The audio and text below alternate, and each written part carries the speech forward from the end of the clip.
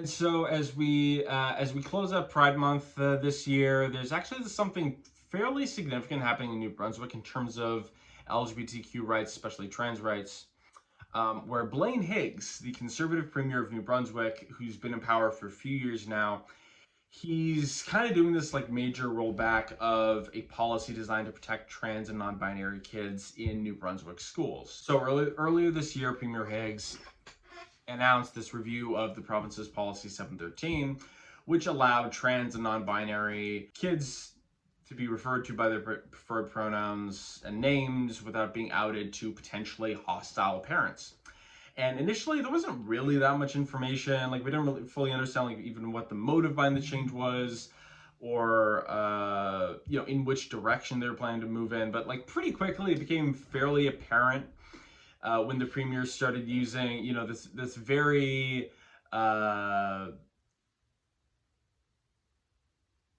sort of like American right wing like culture war language, where like he started talking about, like, in the context of this, started talking about like sex ed, which had literally nothing to do with this policy, right? So it's about pronouns. Like one person I think mentioned it's the equivalent, it's like the high school kid equivalent of like an HR policy.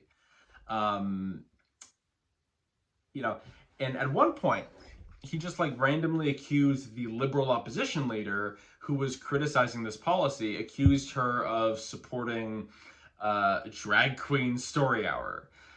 Again, which has nothing whatsoever to do with this policy. It's just a general sort of thing right wingers like to say to demonize, trans people. It's just sort of a buzzword in the culture war.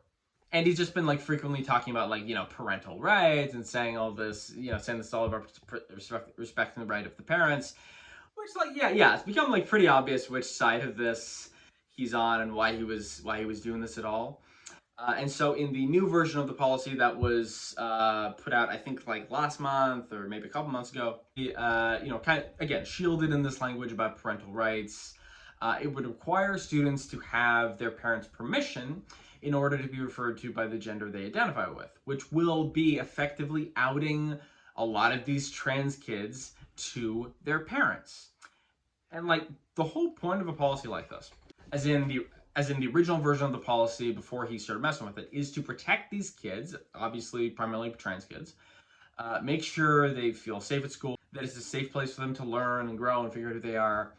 And unfortunately, because we do have a lot of transphobia in Canadian society and in society at large, there is going to be some percentage of kids in school in New Brunswick and elsewhere whose parents will be unsupportive of their gender identity.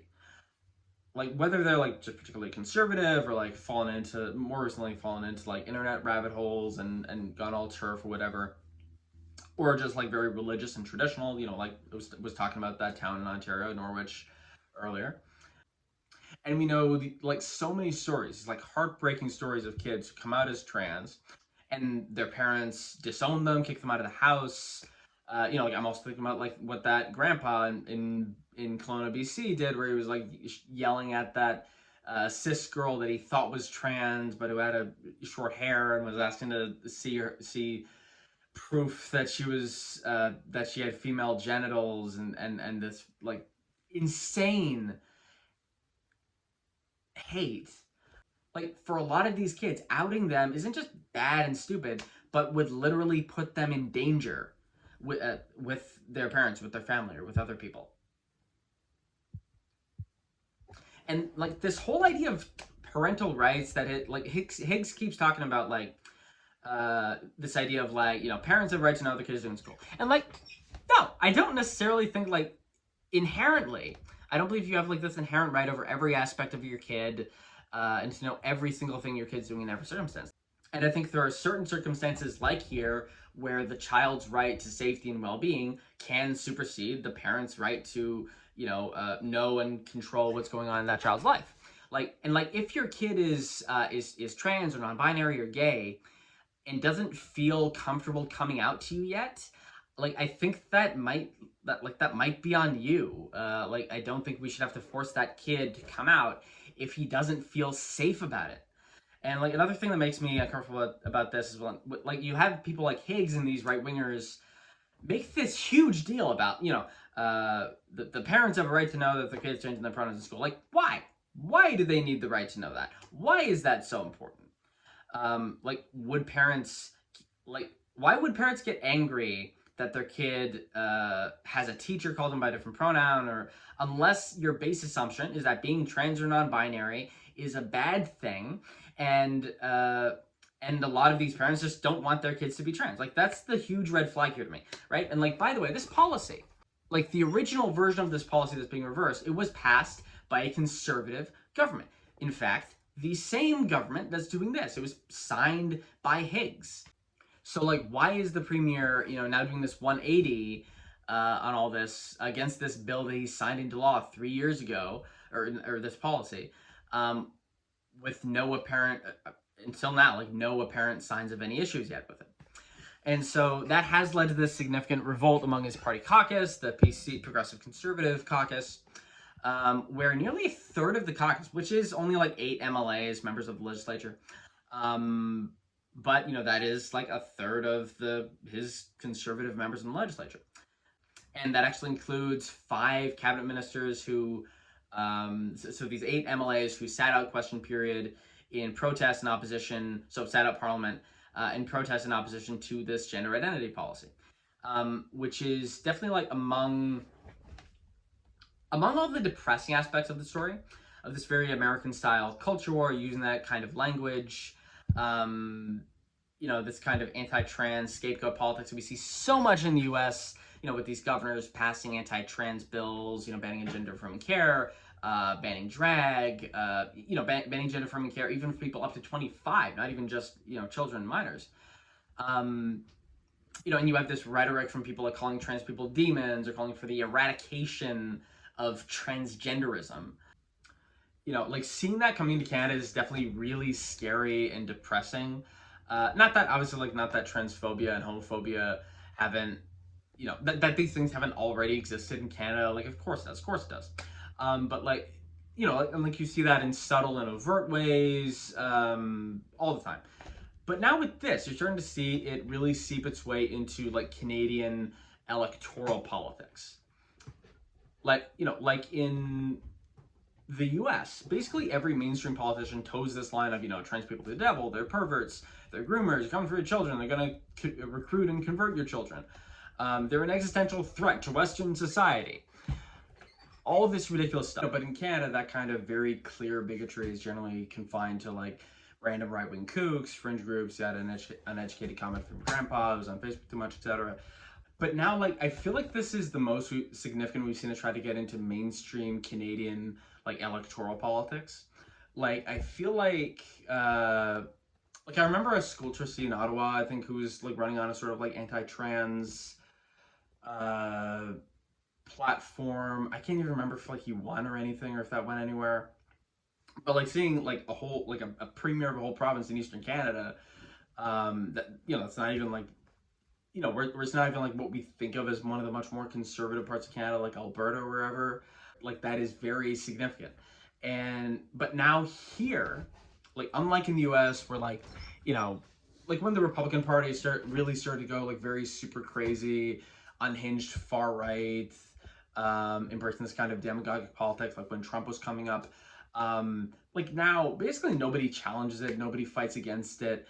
Everyone just sort of accepts and embraces that bigotry and transphobia into their politics. Like in the U.S., like Republican primary right now, even who's considered the more moderate or like establishment candidates, like Nikki Haley, their standard is, oh, obviously trans people are the worst. We need to fight transgenderism.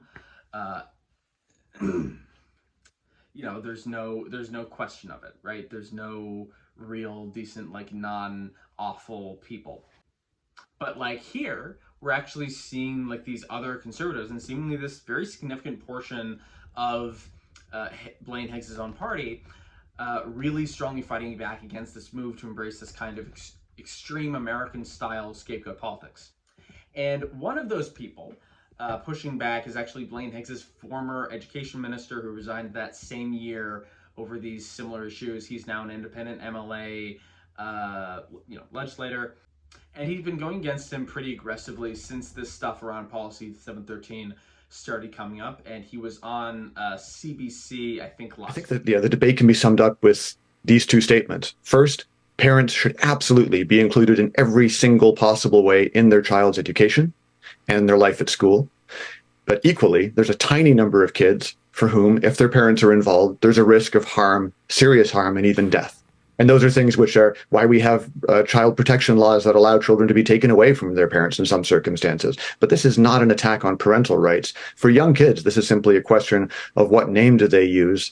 And the proposal that the government has put in place to revise Policy 713 that you just listed, talking about accessing school psychologists, which we don't have, social workers we don't have enough of, depends on expert staff that are in massively short supply. We have a multi-year waiting list to access that care, and also assumes that if kids change their name from day to day, that it actually means something more substantial than perhaps they're just playing around with names the way lots of kids do. And I think one of the mistakes we've made that some of your previous callers got into is we're making an enormous big deal about this for young kids, when in many cases there's no need to.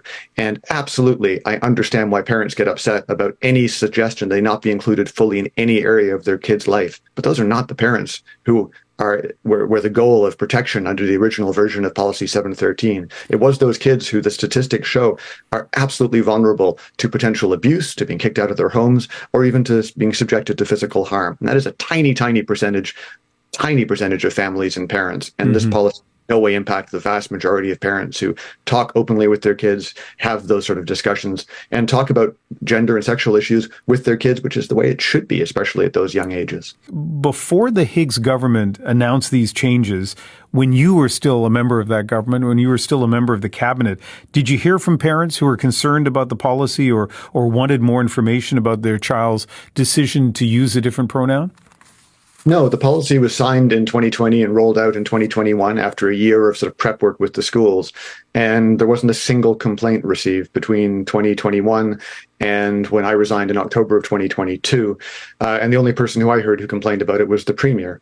And unfortunately, and I think this again speaks to some confusions over these issues, there's a lot of people mixing up charter protected rights, which have already said that the rights of kids can supersede the rights of parents. Again, whether you like that or not, doesn't matter for someone in my position as a provincial education minister. There's the laws that you have to just figure out how you implement and how you square that circle. But there was lots of discussion around surgeries and therapies and all this stuff. It has nothing to do with the policy. And those are all vastly complicated questions for families to deal with, for civil society and our society as a whole to deal with. Absolutely. But that's not something the school system is involved with. And the suggestion that it was has generated a lot of fear and confusion in the province for absolutely no reason at all. Because this really was just about figuring out how rights that are already there are applied in a system that's already laid out a framework. Because if not, you'd end up with confusion. You impose more burdens on teachers who are already massively overstressed and under-resourced, and it just contributes to the tension around the issue that is why you're having the show today. So when Premier Higgs was asked by press like whether this significant opposition to him within his own party might lead him to resign, instead Higgs suggested that like if anything he might actually call an election over the issue, and he walked that back a little later. But like the fact that you're like, not only are you transphobic, not only are you pushing these issues, not only are you supporting these policies, but it's such a priority for you that you would let your government fall and hold a whole election just over, are we going to make things more difficult for trans people, right? Like I have to imagine, like in Ontario, like you got a lot of homelessness, housing issues, so many things. Like I have to imagine there's something in New Brunswick that is more important than what pronouns kids are being referred to by in schools. And at some level, like I almost kind of hope he does call an election, because like I really think with this kind of with this being sort of the start of this brand of politics being used again in elected officials, I really feel like we need to send this like clear message that like, no, you can't do this. We're not gonna We're not going to do this kind of thing here. So I kind of almost hope he calls an election and just gets absolutely slaughtered because he's an idiot making such a big deal out of all this. And so on June 15th, 6 conservative MLAs, including 3 cabinet ministers and 1 former minister, the former social development minister, who actually quit that same day over this issue, they voted with the opposition on a motion calling on the government to change course on the gender identity policy, which actually won because those MLAs, at least on this one vote, defected and dissented from the government. Despite the Progressive Conservative Party having a majority in the legislature, which I feel like is uncommon. Like, I can't think of very often on bills where you would have significant portions of a party actually voting against what is presumably the party line. I'd assume he wasn't specifically making that like a free vote or whatever. And now some of these conservatives who have dissented from Higgs and quit caucus, they're actually saying the LGBTQ policies here aren't even the only reason they're calling for him to resign. It's not their only reason for objecting to his leadership, which they say has become increasingly autocratic with him centralizing his power and, generally acting like a dick and shouting at people and embracing this sort of, right-wing Trump style American style populism. Whereas the Progressive Conservative Party, like the federal party is a little different, but provincial Progressive Conservative parties typically are a little bit more moderate, at least on like social and cultural issues. Even the Ontario PCs, like here in Ontario, are generally not like as right-wing as the Republicans or even the federal Conservative Party for the most part, even though we have Doug Ford, who's a very right-wing person who is compared to Trump a lot. So Dorothy Shepherd, again previously the social development minister, who resigned on June 15th, she said, quote, "I resigned because there is no process. Cabinet and caucus are routinely dismissed. I've been struggling with this since October 2021. And this is, again, Dominic Cardy, the former minister the former minister I played earlier, who was talking about this aspect on another interview on CPAC. What is your view on this grassroots challenge to the premier from within the Progressive Conservative Party? Well, it's been brewing for a while. There have been concerns over the premier's increasingly autocratic style, the way in which caucus has been completely sidelined, cabinet often not consulted on important decisions. I can say that without breaking cabinet confidence, that last year we saw our elected health boards being abolished without any discussion with cabinet at all. So I can talk about things that didn't get discussed at cabinet. That was one of a long list of efforts that the premier has made to centralize power in his office. He has hired and fired senior civil servants. He's now started hiring and firing mid-level senior servants. Totally inappropriate. So there's been that consolidation of power coupled with, over the last year, an increasingly difficult style with just in the way he engages people personally. And more worryingly recently, a real abandonment of the Progressive Conservative Party's constitution and values as he started to move quite quickly towards a more American Republican-style right-wing populism, which goes totally against the platform he was elected on in both 2018 and 2020, and I think is really causing concern to a lot of progressive conservatives in New Brunswick that we feel a little bit like it's 2015, and in the American Republican Party, we can see Donald Trump walking down those staircases, the golden escalator, and realizing now that it's our responsibility to make sure that the sort of horrors that we've seen in that party aren't repeated here in the east coast of Canada. There's a tendency towards autocracy and consolidating power in his office. That is not hugely unusual, sadly. It's why we have democracy. There's a tendency for leaders to try and consolidate power. It's why we need to have political parties and elected officials having the courage of their convictions to be able to push back against that sort of centralizing direction, especially with a premier who was elected on a promise of depoliticizing and decentralizing government. To see him now abandoning data and evidence in favor of an ideological-driven push to the hard right is really unfortunate, and again, really goes against the values of the Progressive Conservative Party that I'm still happy as a member of that party to support and uphold. I feel like Higgs is I feel like he's either a true believer who's just like been really radicalized by social media, or some right wing, far right media, like a lot of people have been, especially over like COVID and everything. Um, like it wouldn't be particularly shocking if like he was or used to be a relatively normal like provincial conservative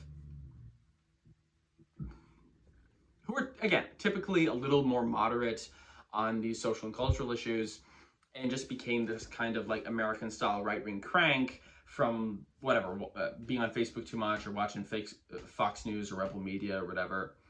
I feel like it's either that or like it's not really based on his actual evolving views on this issue, but basically just him like cynically and opportunistically trying to take advantage of the far right culture war against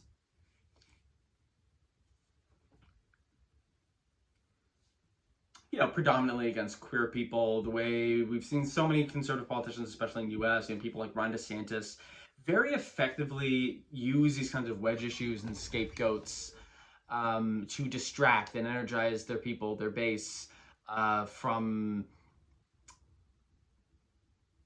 very effectively use these kinds of wedge issues to divide and distract, energize their very right-wing base on these kinds of issues and distract from, say, certain more unpopular economic policies. For example, like Ron DeSantis trying to cut Social Security and stuff like that. And trying to use that to have this way to kind of sail into this easy victory by just dividing people on these social issues, cultural issues. Which I feel like kind of goes to what Cardi there was describing, him trying to weaponize this kind of politics and these kids to maintain this increasingly autocratic grip he has on power and win the next election, which is currently scheduled for, I believe, like October 2024.